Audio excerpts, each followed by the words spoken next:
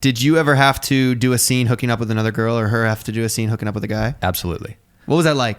Was there arguments? The jealousy and the envy and the fear of losing someone to somebody maybe with a bigger dick or like, you know, better abs or better eyes. Better kisser. Yeah, better kisser, or they have more followers, or like they're more famous than me. And I was like, at that time, I was nobody, realistically. Yeah. I was just a guy. I was just a guy that had just... So you're talking about her then. She had to do a scene. Yeah. Okay. It's cool that you're admitting it and owning up to it. Oh, totally. Yeah. Like getting away from jealousy and all that stuff is just a massive process.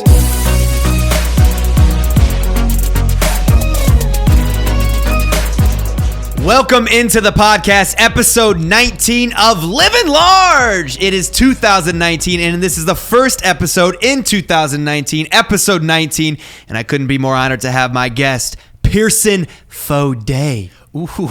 Fodé, the French call it Fodé. Oui, it's the accent aigu.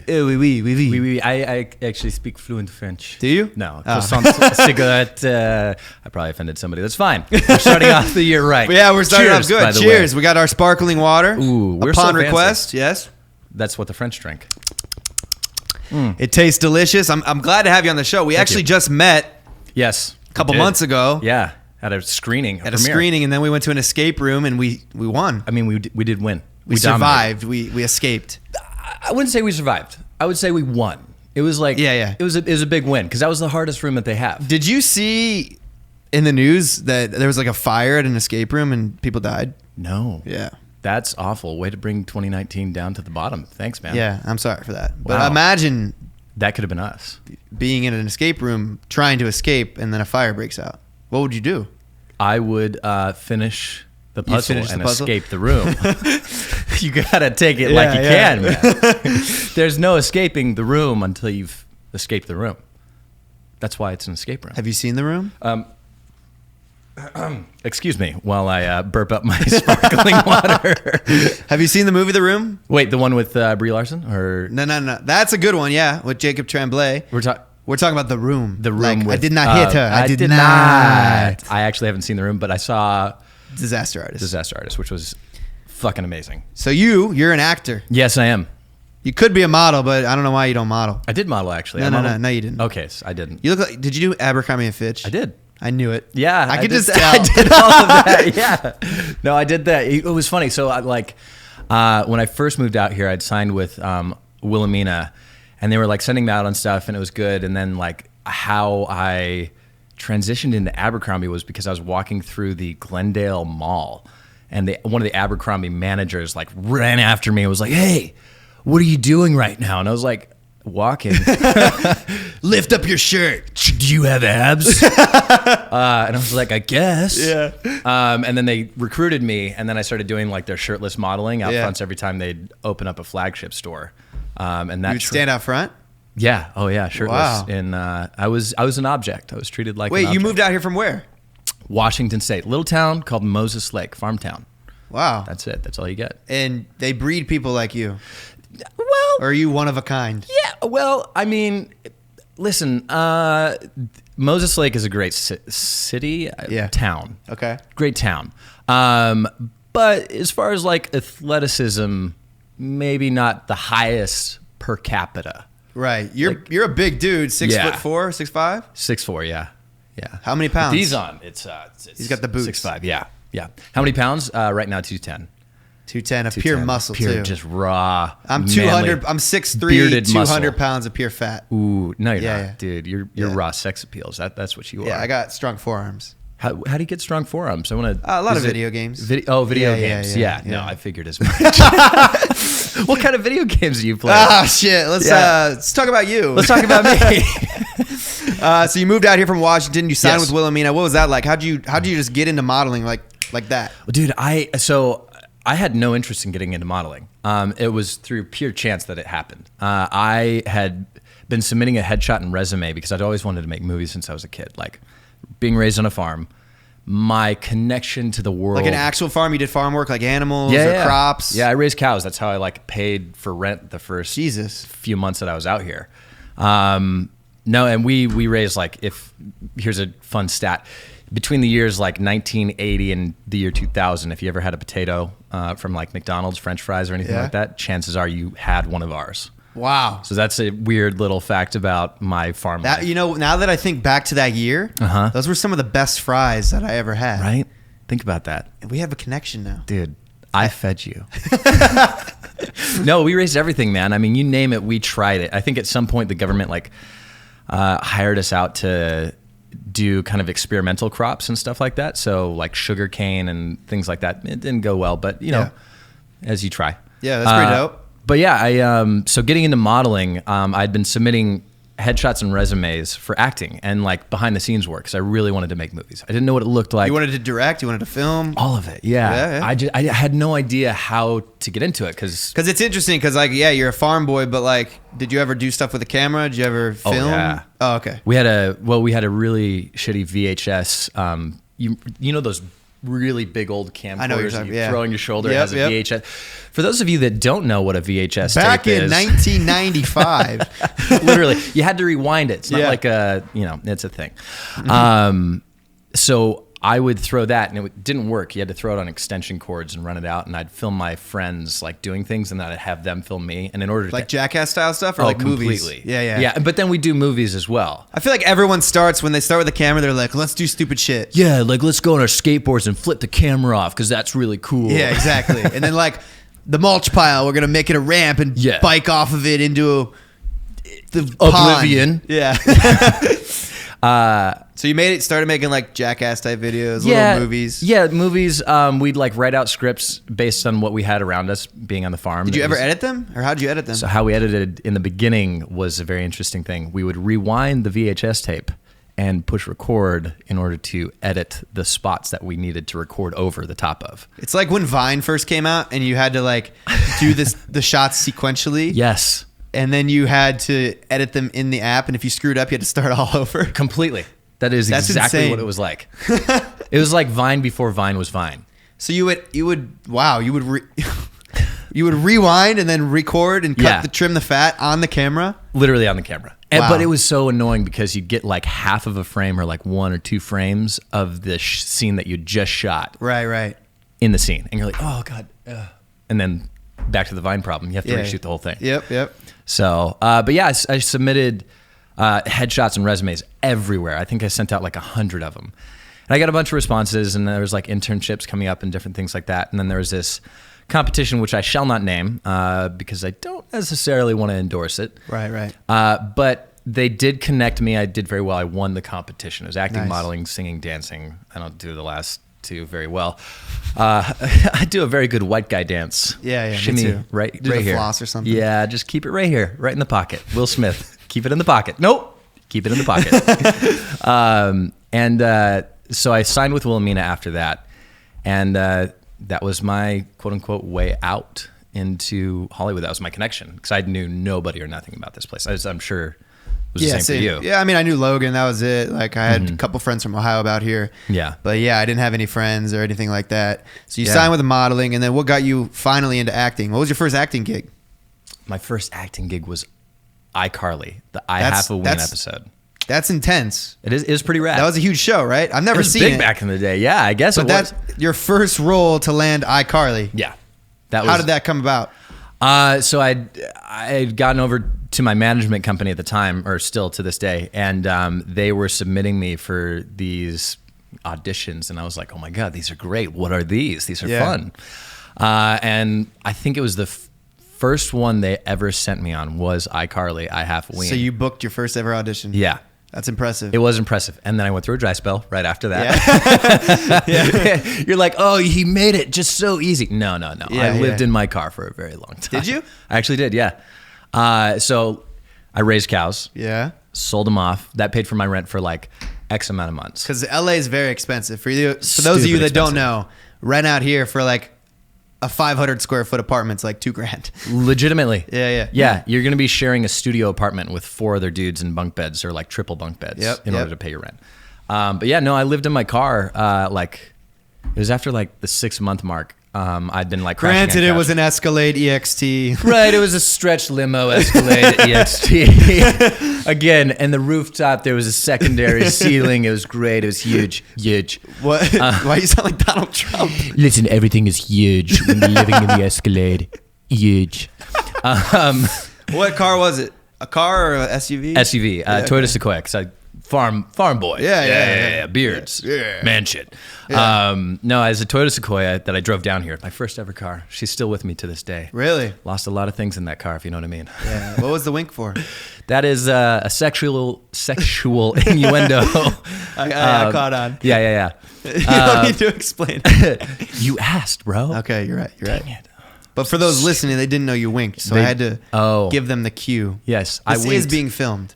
Winked doing innuendos. That's right there. Lost his virginity in a Toyota Sequoia. Yeah. Not my virginity, but some other virginities per se. We won't go into detail. I lived in that thing for a while. Like I'd crash in my car, I'd sleep in there. I had dangerous. Yeah. Especially in LA, I feel Yeah, like. I guess it is. I mean, to me, it was like camping. Yeah. You know, it's all perspective. You never had a friend to be like, yo, can I crash at your place? I did. I would Oh, do okay. that, but I didn't want to overstay my welcome. Right. You know, I'd be like, hey, man, can I come crash there for like a few nights? I'd just like in between spots. Yeah. Little did they know it was like in between spots for like a year. Yeah. But that's good because that adds to your story. That adds to your Completely. like, the struggle. Everyone thinks it's all glamorous, especially you probably were like, oh, Right. first audition, iCarly, bang. Booked it. Yeah. I'm going to like take over Hollywood. Yeah. Money. I'm taking it over. Yeah. It doesn't happen that way. Oh my God. It doesn't. And I'm learning that. I think I booked my first audition actually too. Did you really? Which one? It wasn't iCarly, but it was a movie. It's not out yet. But I booked it. And yeah, it's been a dry spell since. So Wow. Welcome to the club. yeah. But so you went iCarly, dry spell, then what was Right. your next big move? Next big move was a movie that I filmed in Panama, actually. This was great. This was one of the first movie I ever did, called Indigenous. It's on Netflix now. Go watch it. While you're watching Bird Box. While you're watching, or right after Bird Box, don't blindfold while you watch Indigenous. It's actually okay. Yeah. It's a creature feature done by some of the producers that were like over at Lionsgate. They started their own production company called Kilburn. And we went down and shot in Panama for a month and a half, and it was so cool. We stayed in the Gamboa rainforest, which is literally you have crocodiles, Jesus. or sorry, not crocodiles, alligators chilling. What's the difference? Skinny nose and then wide nose. Oh, I think, okay, I think you know, I don't know. Makes a lot of difference. A huge difference. They'll eat you regardless. Yeah, exactly. If they're hungry, you're gonna be a snack. So you're in Panama, you shoot a movie. What was your first like big break? Was it Jesse? Like where it's like, yo, this guy. You know what it was? It was the movie that I did with Victoria Justice, was that Naomi called? and Eli's No Kiss List. Also on Netflix. Go watch it now. After you watch Indigenous. After you watch Indigenous, in chronological order. Just bop, bop, bop. Yep. Make it happen. No, I think No Kiss List was hands down my kind of breakout role. It was like I'd been getting a lot of traction from different stuff that I was doing. I'd done a couple movies. I was doing some web series back when web series weren't cool. Yeah. And then some other stuff, and I was gaining momentum. But it was No Kiss List that kind of set me apart, because it's about a girl who loves a boy who loves a boy. I was the boy who loves a boy. I was Eli in the No Kiss List. So you were gay. I was gay in that role. But what year was this? This was 2000, I believe, 13. Okay. So she liked you, you liked someone else, but did you ever come out? She didn't know. She did know. So so in the movie, she and I are best friends that grew up, literally across the hall from each other. So Naomi and Eli have this amazing friendship, and they have a thing called the No Kiss List, which is how they keep their friendship together. Is they're not allowed to have like crushes on the same guy. They're not allowed to do X, Y, and Z. Blah blah blah. But ultimately, you find out that they have a crush on the same guy who happens to be Naomi's boyfriend. Uh-oh. Dun dun, spoiler. Is he as straight as we thought? Maybe not. So go and find out for yourself. Yeah. But yeah, that was the first time that I think I kind of, as an actor, set myself apart, because, I'd come from a background that was very Christian and very conservative, I guess. And I had never kissed a dude at that point. And I was a little nervous, and I called one of my mentors out here, who's just an incredible human being. Leonardo done, DiCaprio. You might call him the Leo. I call him Lee, just for short. Yeah, I People call him Leo. Yeah. Oh, you call him? Oh, that's cool. Yeah. I just wanted to call him. Dang it. No, I called a mentor of mine, and he's written and produced some of the biggest movies, X-Men, Transformers, and stuff like that. And I asked him, and I was like, man, I am I ready for this? Am I going to do a good job representing the gay community? Because that's such a specific audience that, like, if you fuck it up, especially 2013. Yeah, I feel like it was still like kind of like taboo. Yeah. Like Brokeback Mountain wasn't that long before it, and I remember, I mean, growing up in a small town, you could hear rumors a mile away. Right. And so I was like, man, and like, you know, trying to navigate that realm, and he himself is gay, so thank God I called him first. And right. He was like, look, buddy, you know, the first thing that you want to do is ask yourself if you resonate with the character. And I was like, I totally do. I think he's awesome. And the second part you want to ask yourself is, will I do justice to the role?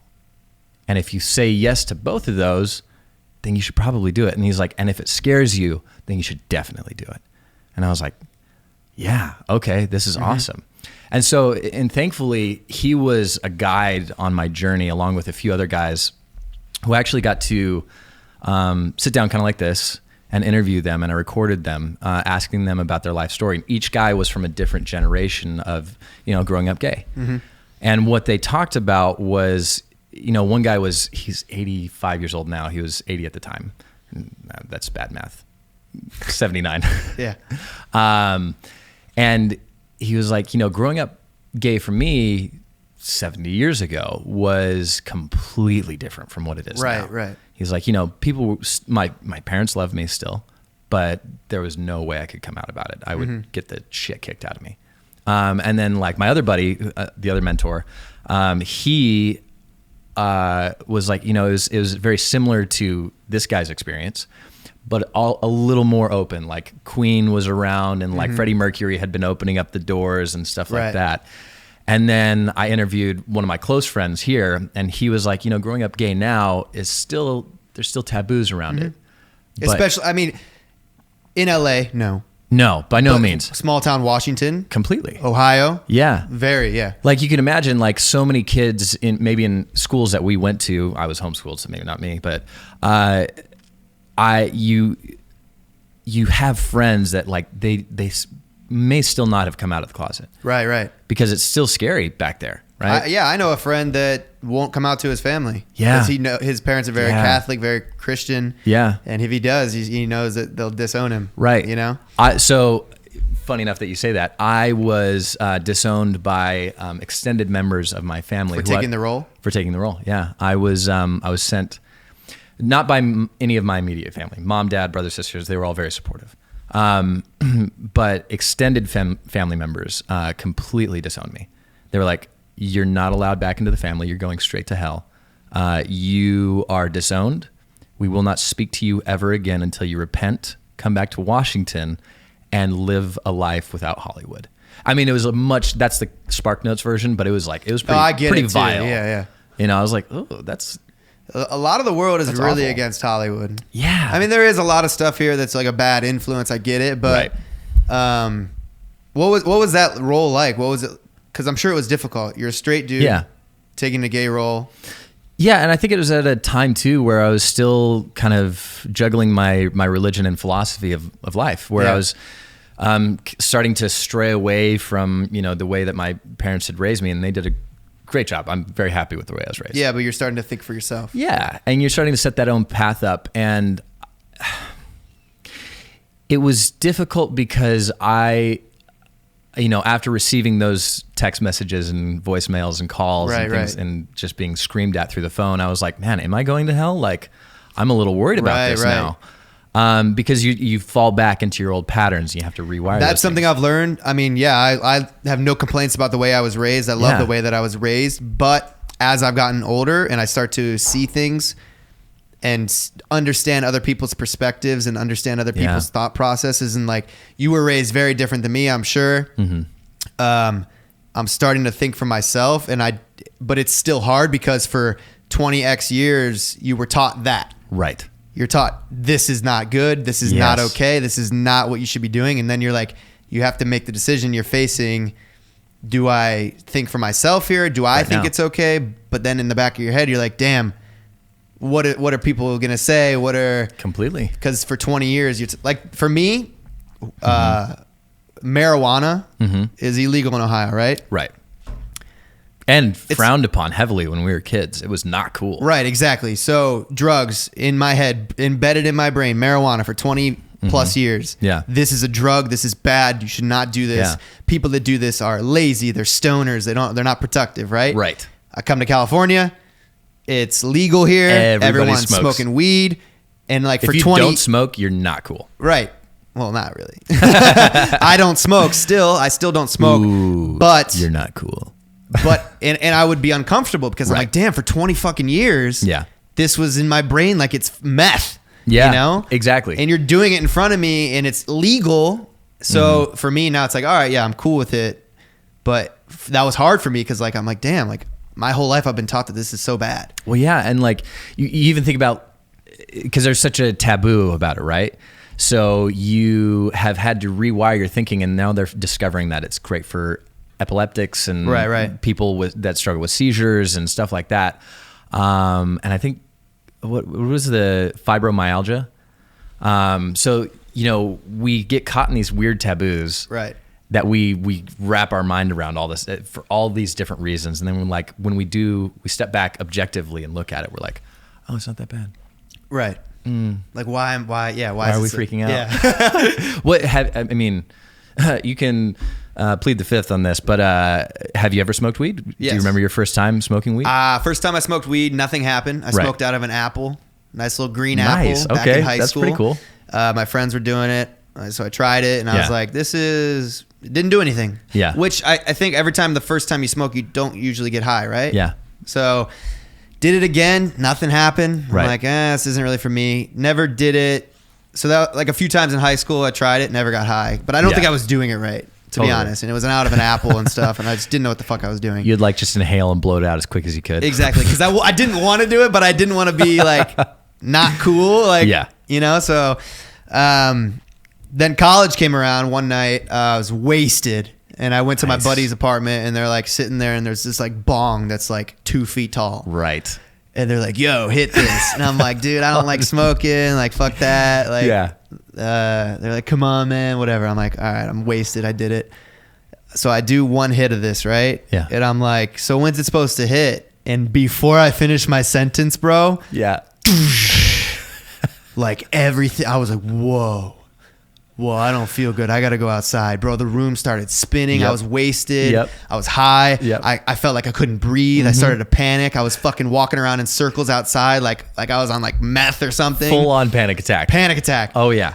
Try to lay down and go to bed. It's like 2 a.m. Terrible idea, by the way. Room spinning. Terrible idea. I'm like, oh, God, I can't do this. So I go outside and sit. It was the winter. I'm sitting outside shivering, panicking, dude. But I needed air. Yeah. Like I felt like, so...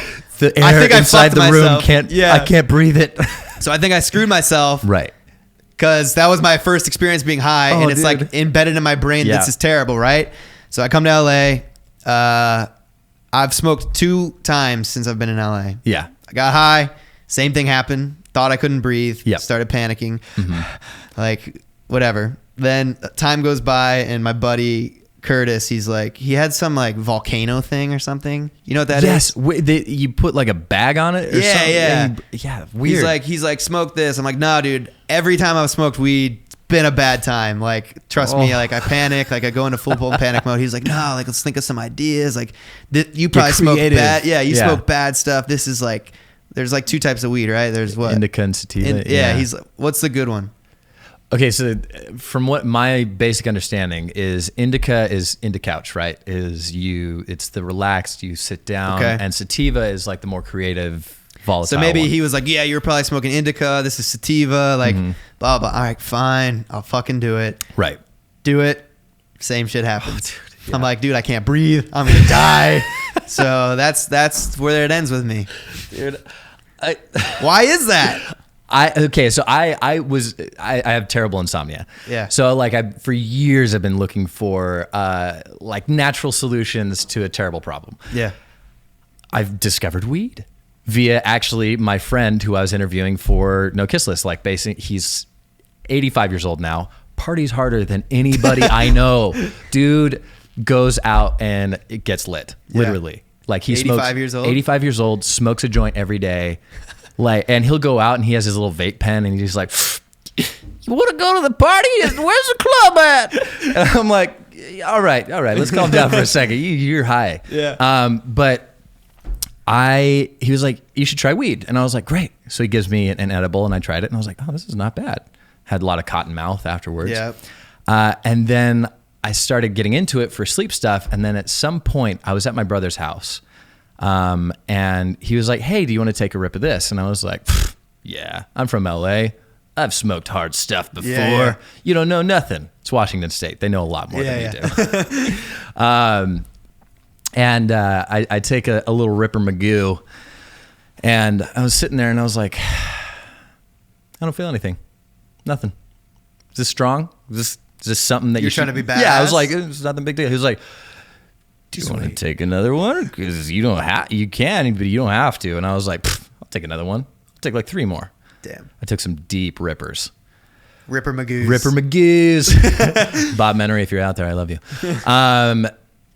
Yeah, I took like 2 or 3 more hits, and it was wax, and it was gnarly. The exact thing that you're talking about. So his friend was over, and she was talking to me, and I was sitting on the couch, and I'm literally staring, and all of a sudden, the back of my skull screws off, and time dilates. And I'm in Interstellar going through the 5th dimension, trying to figure out where the fuck have I gone? And I was pretty sure I was dying in that moment. Right? Living 2 different lives. And since that moment, I have not been able to, like, I walked in circles for 4.5 hours. You actually walked in circles? I did the same thing. Yep, my guy. Dude. Yes. I thought I was the only one. Dude, no, I was like just pacing. And I was talking to myself. I was like, you're going to be fine. You're going to be fine. You're going to be fine. And my brother walks up and he starts petting me. He's like, you're going to be okay. Okay. And I was like, this is weirdly relaxing, but still I'm losing my mind. I'm going to be like this forever. Yeah. I'm broken. Yeah. When's this going to end? I just wanted to stop. Yeah. And since that point, I have never been able to smoke weed again. I actually sent myself to the ER one time because I thought I was going to die. Bro, me and you were the same. I was so high. I did an edible, I smoked, and I did a tincture or something like that. I don't know what that is. It's like a dropper that you can hold under your tongue. And it was all to sleep. Again, way overdid it.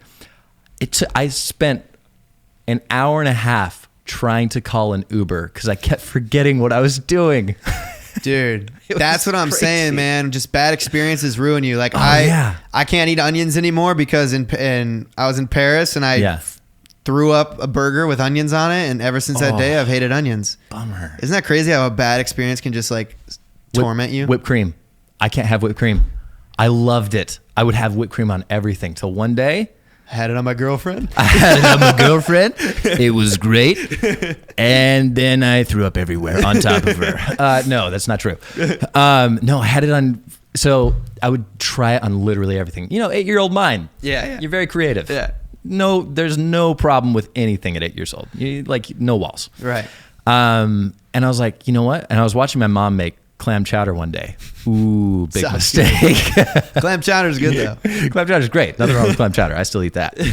And I was like, man, I see her. She's putting milk in it. And I was like, interesting. Throw some whipped cream on here. Is made of milk. Yeah. I should also do that. So we get it. We get the clam chowder and I was like, great opportunity.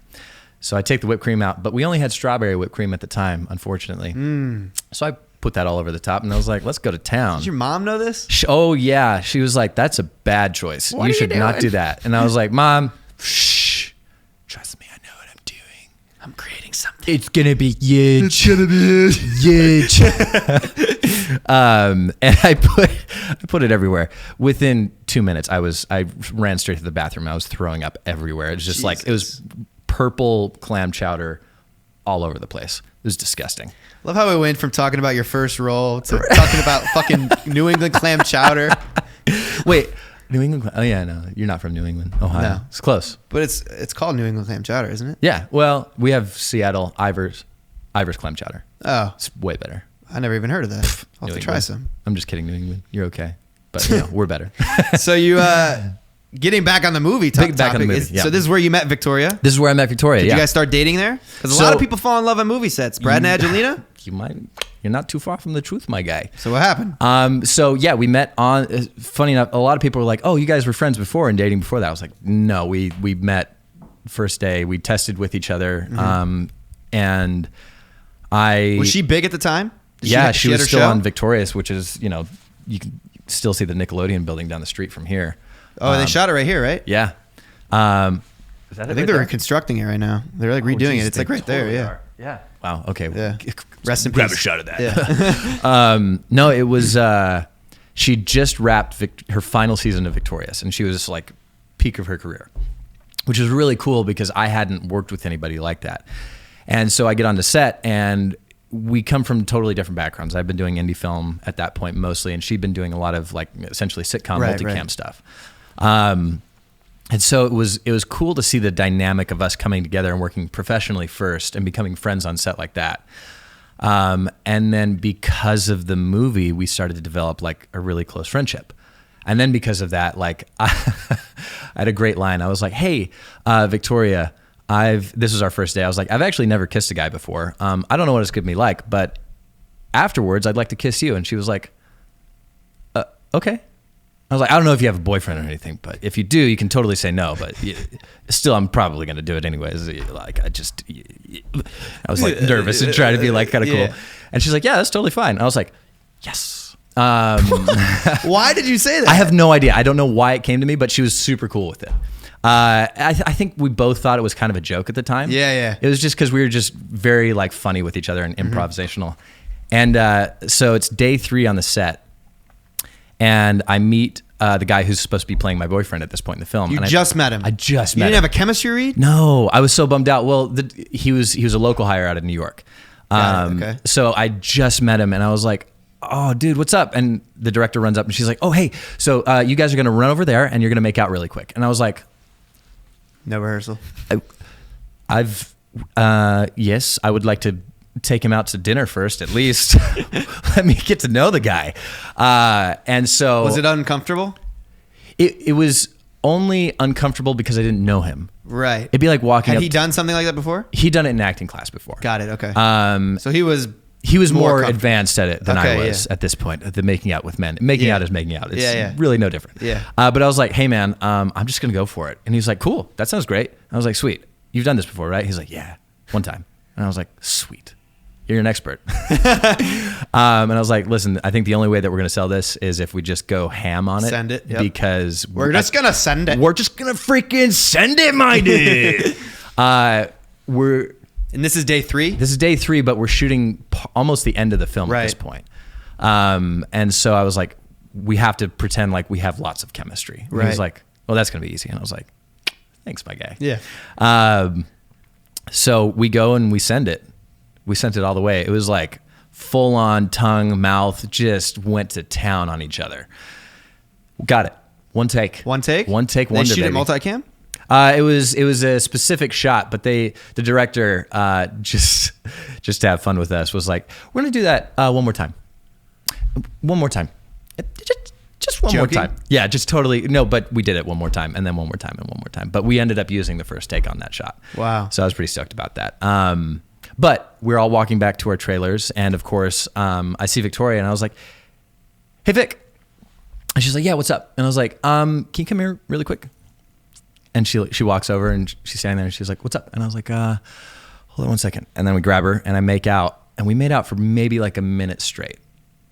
And then I stopped, and I was like, yeah, it was great. That was awesome. And she's like, yeah. That was awesome. Do you want to rehearse later as well? And so from that point on, we proceeded to like make out every day on set, and like in between takes, we'd like sneak off, and there's like an elevator scene where we'd end up making out all the time, and the makeup artist would have to like wipe lipstick off of my face the entire time. But yeah, that was kind of where it all began. Wow. It was right there and then it's magical. It was kind of magical in a way. It was, it was the first time in New York for me. I was filming a movie of a role that I'd never played before. I was out of my comfort zone. I love your confidence, dude, because she has her show on Nickelodeon, and you're just like, You want to make out? Do you want to make out? Where did you get the balls? I don't know. From the cows, right? From the cows, probably. They had huge balls, and I was just like, you know, I want those. I want those. I want those size balls. We call them Rocky Mountain oysters. Yeah. And I was like, I They're need in the some clam Rocky chowder. Mountain oysters. Oh man, my dad came home one day, and he had just neutered a cow. Why would you neuter a cow? Steer. What is that for? So it's you want the cows to be bred with the kind of like the premium bull. Yeah. Not the kind of like shitty steers that are just like young bucks running around trying to fuck everything they can. Jeez. It's like Hollywood. But so he came back one day and he had fresh Rocky Mountain oysters in his hand. He's like, "Do you guys want some Rocky Mountain oysters?" And I was like, "I love oysters." You ate them? I did not eat them. Oh. He showed them to me. I was like, I ran off set really quick. Oh my goodness. But yeah, so back to Victoria. It was interesting because it wasn't official. It was official because we were still like on set and we How wanted old to were be you at this professional. I had my 22nd birthday. 22? She's the same age, or? She was 2 years younger than me at the time. Just making sure you're hitting the age gap, right? Yeah. So what is it? Like divided by 2 plus 7 or something like that? Yeah. I don't remember the actual numbers on that. No, she, I had my 22nd birthday on set. So that was really fun for me. But yeah, and then like as soon as we wrapped, we kind of like made it an official thing, but we kept... Was it Facebook official or was it off the... Oh, we tried to... I have a rule, and this was even before she and I have a rule of like, I don't want anything to go on social media as far as relationship goes to become official for at least 6 months. Okay. Because I want us to figure out each other. Right. That's the growing period. Yeah. And I want to be... I'm very private in that way, and I want to make sure that we know each other before everybody starts voicing their opinion about us, because it's hard. It's mixed reviews. I mean, they're already going to not like me because they want to date her, and vice versa. My fans will not like her because they want to date me. Mm-hmm. And then there's very supportive fans in between. But yeah, we kept it a secret as long as we could. We got we were at, I think, a Beyonce concert in one of those like private booths at some point. Backstage at Beyonce. Don't worry about it. God, I wish. You shouldn't worry about it. I'm not worried about it. Big Beyonce, I love you. I love you so much. You're amazing. It was we were there and we had a bunch of friends kind of like hanging around, and somebody leaked it. Somebody totally ratted us out, and I was like, "How much did you get paid? Because like, give me 10% at least." They took a photo. They didn't take a photo, which I was thankful for, but they totally went straight to the press with it. And sold it. It was like TMZ, Daily Mail, Isn't that Just messed Jared, up? and So everything. this is my Beyonce story. I was back when I was doing like behind the scenes photography for some like celebrities or whatnot. I did Sierra, Russ, and Russell Wilson's like surprise Halloween birthday party. Oh, sweet. And Beyonce was there. Yeah. And I didn't know it was Beyonce. I met her. I took photos of her and Serena Williams. I was there. I'm like, oh, whoa, there's Serena Williams. Mm-hmm. But Serena Williams is talking to Beyonce, and I had no idea because she was in a costume. Right. So I like, whatever, take these photos, and then Beyonce like gives me her camera. She's like, hey, can you take it on this camera? I was like, yeah, sure, whatever. Beyonce just walked up to you and was like, yeah. Go on. Didn't even know it was her. I was Go like, yeah, on. no problem, sure, whatever. Yeah. Take the photos. I start walking around. This other photographer comes up to me. He's like, yo, what? Do you know who you just took a photo of? I'm like, nah. He's like, dude, that was Beyonce. Oh, my God. I'm like, what? Oh, my It's God. like, bro, you were just like talking to Beyonce. It was like, I was talking to him for like 10 minutes. And I'm like, yeah, that's my... No big deal. I don't get stressed. So yeah, so I talked to Beyonce for 10 minutes. What was I saying before that? My Beyonce story. Your Beyonce story. So I took all these photos at this event. Yeah. And I think I threw up an IG story while I was there with Beyonce, because I eventually went and was like, hey, can I take a photo with you? She's like, yeah, of course. So we take the photo, throw it up on my IG story. TMZ hits me up like, yo, we're like willing to pay you like a $2,000 for, because I was the only photographer there. The other guy was filming video. $2,000 for these exclusive photos. Back in the day, this is like, I was making $1,000 a month. Like, I was only getting paid $500 for this event. Yeah. Like to shoot these photos, I was getting $500. I was like, $2,000. Yeah. But I didn't do it because I was like, dude, I'm the only photographer here. If I leak these photos, I'll never be trusted ever. Smart move. Everyone will know it's me because I'm the only one with the camera. So I didn't do it. There's a lot of respect in that. Yeah. You are a man of your word. And that's, especially in LA, feel like it's very hard to find trustworthy Right, people right. in general. And so like the fact that you were able to hold your own in that, I respect the hell out of that. Thank you. Well done. 2 G's would have been nice, but Dude, oh yeah, especially back then. Like, Yeah. it's a lot of money, man. Yeah, I'm nah, paying rent for like 3 months. good karma. Yeah, seriously.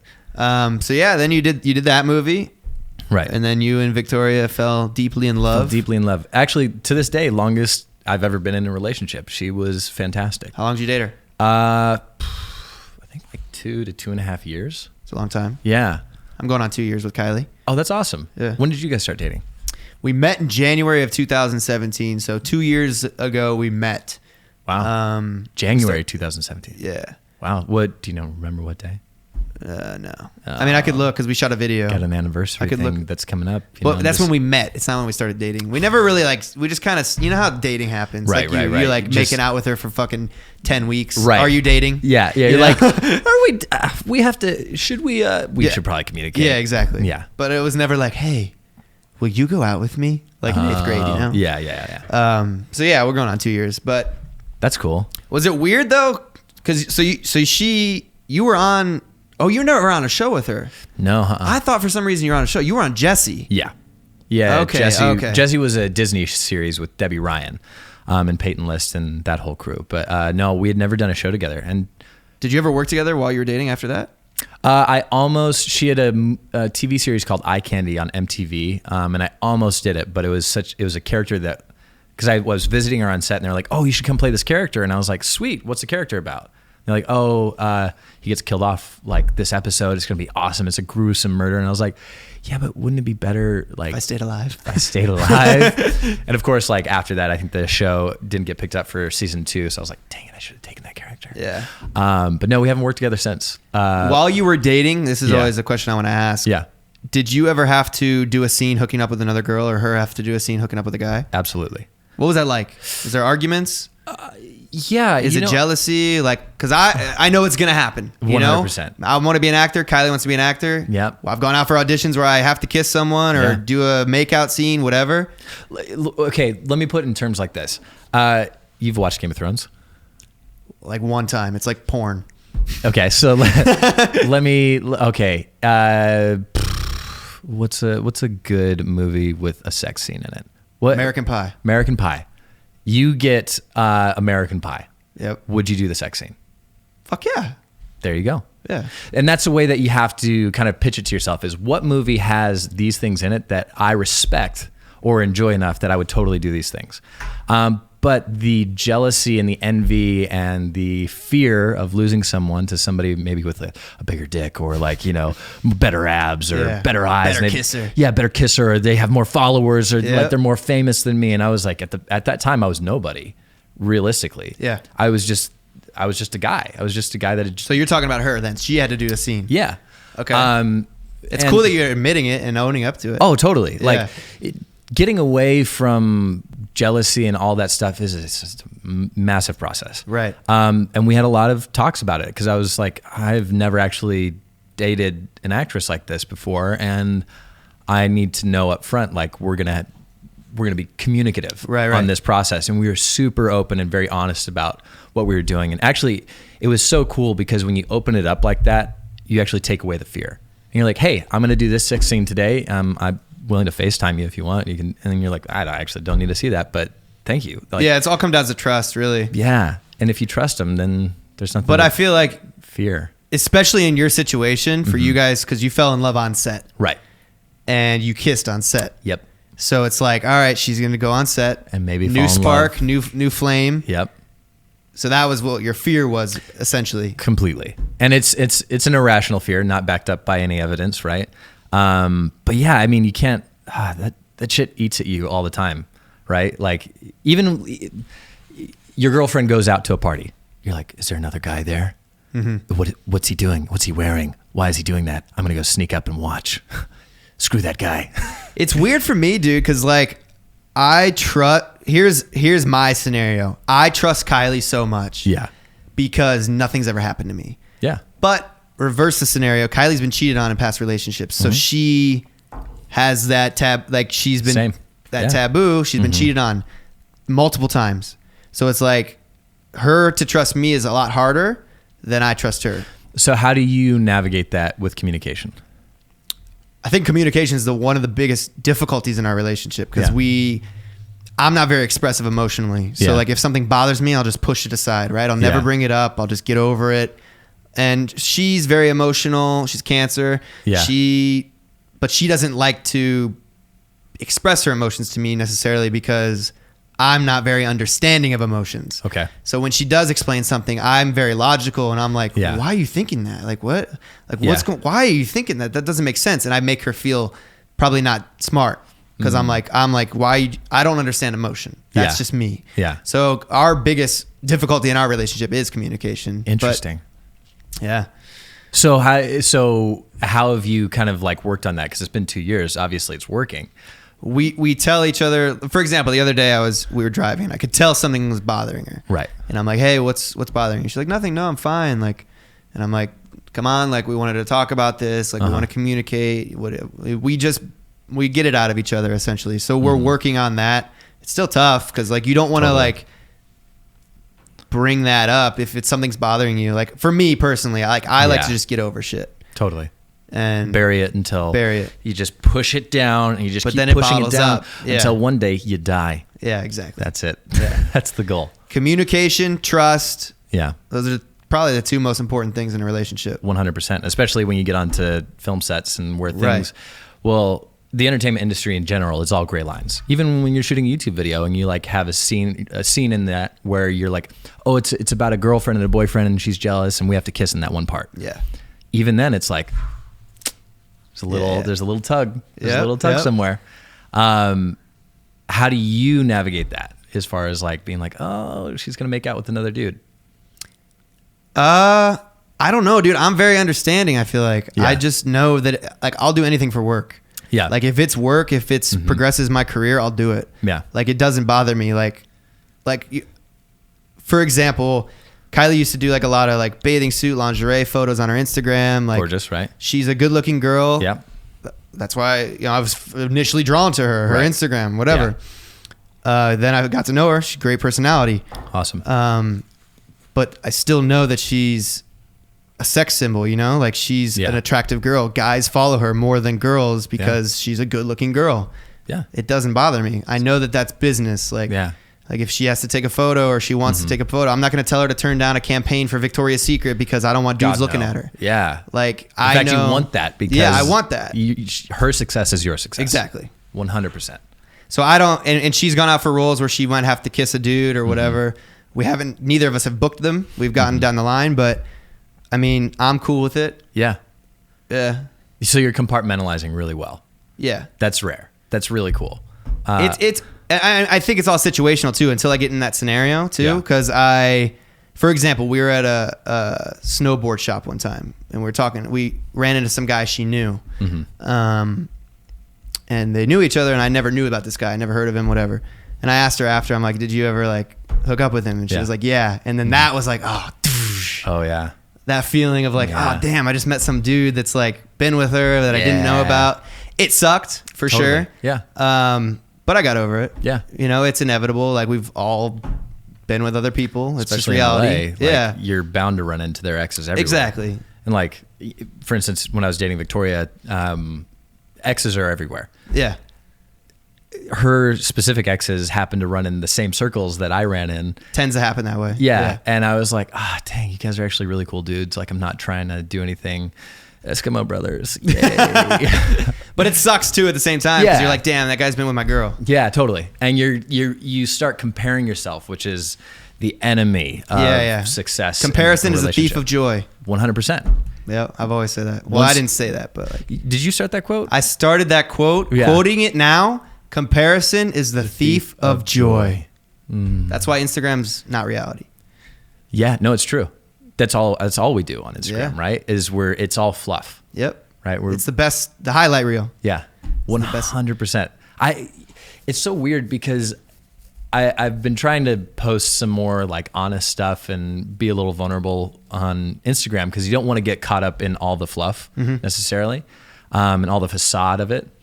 But even then it's almost like, do I want to actually let you into my private life? Yeah, it's tough. Yeah. A lot of people I leave some shit out. Like, Oh, until yeah. I started this podcast, dude, like, Yeah. this podcast is an open book for me. Like, I would never talk about me smoking weed Right. or me and Kylie having relationship issues. Like, my sure. life was perfect. Totally. You know, to the outside world, like, that's what I was. But this podcast for me has been like, I don't know, it's been therapy. Like, I can talk, I can cathartic. I can let things out. It's cool. Yeah. What's like been like kind of the scariest thing that you've revealed about yourself on this podcast? Probably drugs and sex. Like, Yeah. cause like I want to portray myself as a good role model, and like Yeah. not necessarily I've done I like to leave out stuff that I wouldn't do, you know, that I'm like, all right, I shouldn't have done that. Yeah. So like admitting to doing certain things sucks because it's like now they know that I did that. Right. And so you feel like you've gone down in their books. Yeah. But how cool is it that you revealed that, and there's chances are 90% of the people that are listening or watching have also done the same thing. Right. You know what I mean? Like smoked weed. Yeah.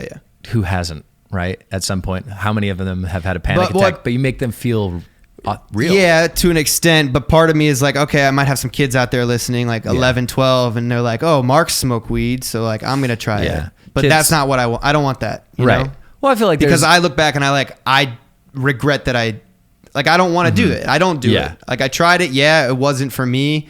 But like I don't want to be a role model in that sense. Like Right. leading people down the wrong path. For sure. But I think in the way that you described it, you know, you said it wasn't for me. I tried it, blah, blah, blah. And you talked about the negative side and the side effects for you. I think that's probably pretty good. I mean, Yeah. or you could just put disclaimers in front of everything. Don't do this at home. Yeah, don't have a podcast. Also, don't have a podcast. Don't talk about anything vulnerable or anything like that. No, I think, I think the fucked up side of life is probably the thing that we need to see the most. Because when you demonize something is when it gets repressed and it bottles up. And then it becomes toxic in your life and it starts coming out in weird ways. And that's why you get weird sexual predators coming out in weird ways and doing weird things, is because they've repressed so many things in their life, right? Or any kind of predator on an emotional level, on a physical level, on a spiritual level, is nobody talks about it. And so the thing that I feel like is really needed in our generation is people to be honest about things that they struggle with, for kids to be like, oh, I'm not weird.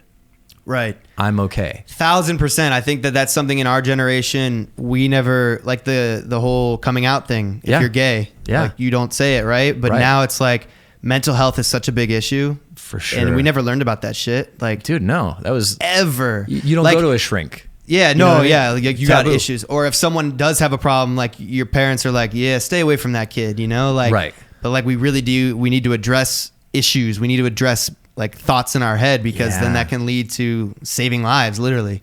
110%. Yeah. Well, I remember you were telling me you had on somebody specifically who was talking about depression, and that was something that you hadn't specifically struggled with. Yeah. And I thought that was really cool because you were allowing somebody a voice to teach kids that do struggle with it, a way to feel not alone.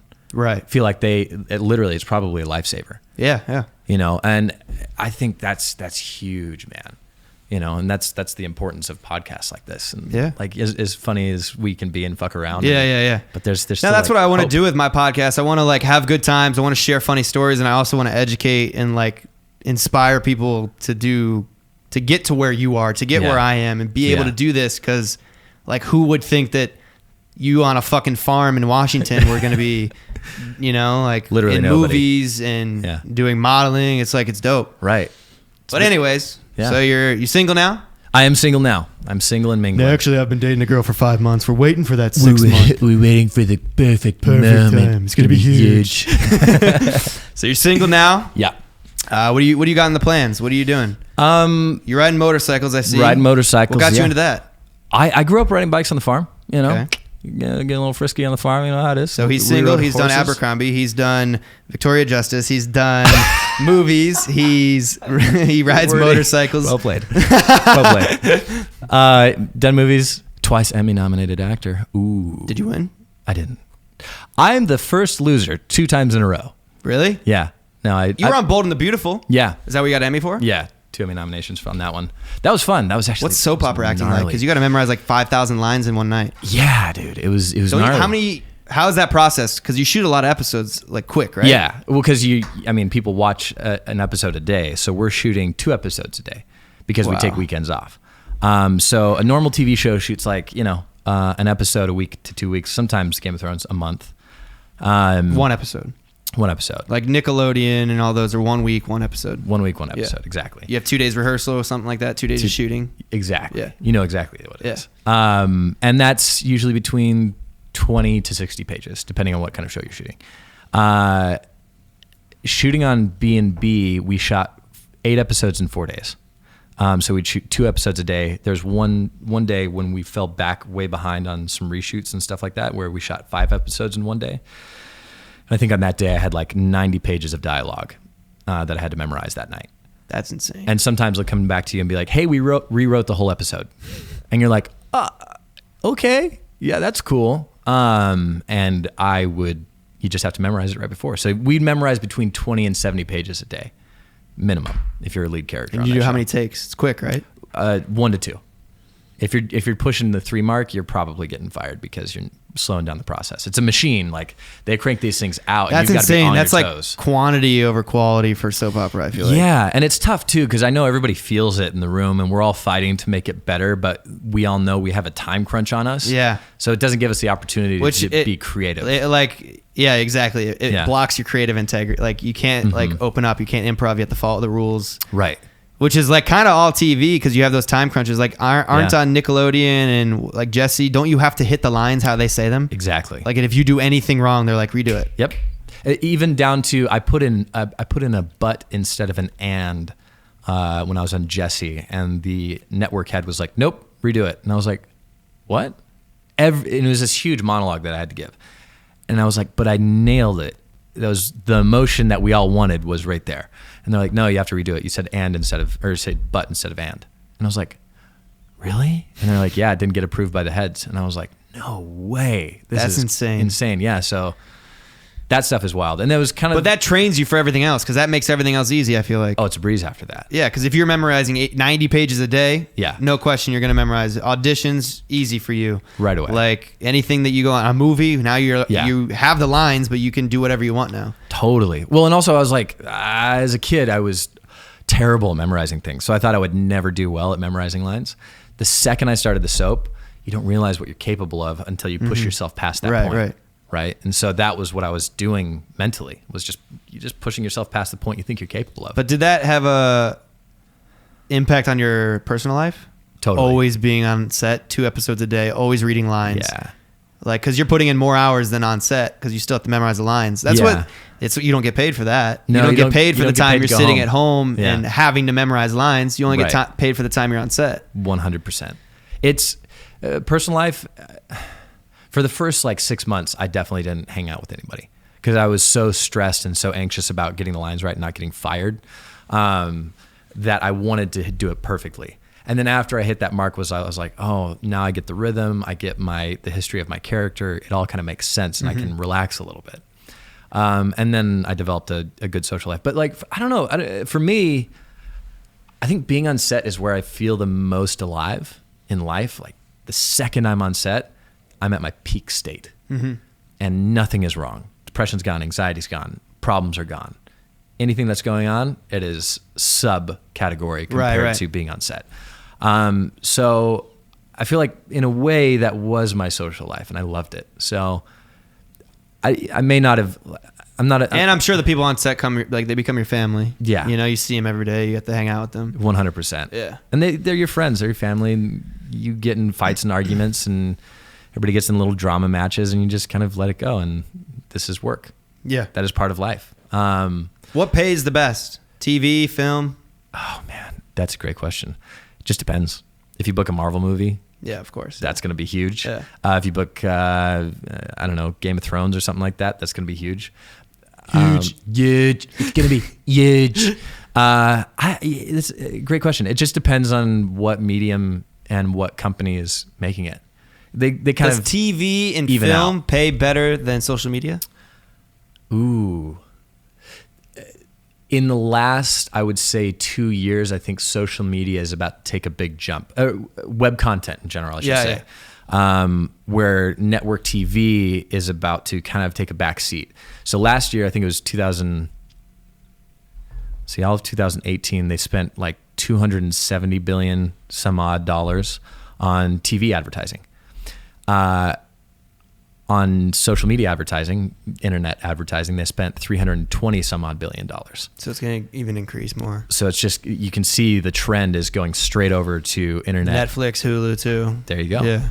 And so that's where the market is going. I mean, I don't know anybody that's under 45 or 50 years old that has a TV, like a cable subscription, right? Like, yeah, I think people Netflix. still have cable for like sports. Right. But I even see that kind of probably shifting soon. Totally. Because you can get it on like Amazon On Demand or Exactly. something like that. You can get on Amazon Prime, Yeah. like the Thursday night football games. You can get NBC. Like you can do it all on an Apple TV. Like you just have to have a subscription. 100%. Way easier, way more convenient. So I think. But what I'm talking social media. I'm talking for you personally. Yeah. Like social media, like Instagram brand deals, stuff like that. I think if we're talking about Endorsements, return on investment as far as time goes, time invested into like one social media post I'm going to make more money off of that. Right. 100%. Yeah. Because it's one post. Yeah. Whether it's a video or it's a picture. But as far as you don't want to do that too much, so it's not really like sustainable. Right, yeah. But on like if you're shooting movies all the time, that's way more sustainable, and you're getting paid maybe a little less per minute. Plus, every time you shoot a movie, it adds to your resume, so it's easier to get another movie because you have way more on the back end. And then you get better brand deals on social media. Exactly. So it's this kind of like cyclical thing, and I'm sure you've noticed that as well because you were in the thinning. No, I wasn't. I did the behind the scenes. That's What? what I did behind the scenes. Yeah. I thought you were in the thinning. No. I could have sworn. No, I did behind the scenes. Now I'm confused. Yeah. Now I'm hurt. No, I was in a movie. I don't know what it's called because they switched the name. I don't even know if they finalized the name. It hasn't come out yet. It was called Followers. Now it's called DeadCon. I don't know when it's coming out. I have 2 scenes in that. Played myself. Nice. And then I did a independent like indie film, and I'm not sure where they are on that process. Those were all in 2018. Yeah. So you know how long it takes to edit that shit. Dude, I have a film that I shot 2.5 years ago, football movie. Thought it was going to be a slam dunk. Like it was Hasn't come out? Remember the Titans. Yeah. It was like the new version of Remember the Titans. It hasn't come out. Yeah, it takes a long time. It takes so long. Imagine Avatar. Didn't that shit take forever? Dude, yeah. What about what's that movie with Leonardo in the fucking woods? Oh, Revenant? The Revenant. Revenant? Revenant. What? The Revenant. No, Revenant. Yeah. We're terrible. What's at this. that? Del Toro did it, right? Yeah. No. Not Del Toro. Oh, I forget his name, but he won an Oscar for it. Yeah. It was amazing. That movie took like a year and a half, I heard, or something like that. Well, because he was so specific about like shooting outdoor lighting and getting it perfect. And those one takes, Jesus Christ. Oh my God, dude. The opening shot. Yeah. Where that entire sequence takes place is fucking gnarly. It's nuts. Yeah. All right, man. Well, I feel like I have to take a piss. That's honestly why I want to end the podcast right now. I'm having a really good conversation. Can we watch? Can the podcast? Should I play the stream? I think we should play the stream right at the end of it. Thank you, Pierson, for being on the podcast. It was a really good conversation. Absolutely. I'm glad we got to we started talking funny, and then we got to like some serious shit. Yeah. Relationships, movies, acting, all that. Yeah, man. Thank you for being on the show. Dude, guys. Go check out Pierson. He's a good actor. He's 2 movies that he mentioned. 2 movies. Go watch his them on TV Netflix. shows. Go watch The Bold and the Beautiful every single day.